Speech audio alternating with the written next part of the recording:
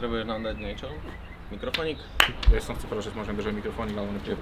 Čaute všetci, sme opäť raz na Kamako Bále s názvom Smash a Prišli sme dať niektorým študentom kreatívne výzvy a tých najlepších pozvať na Calm Predictions. Tak poďme na to!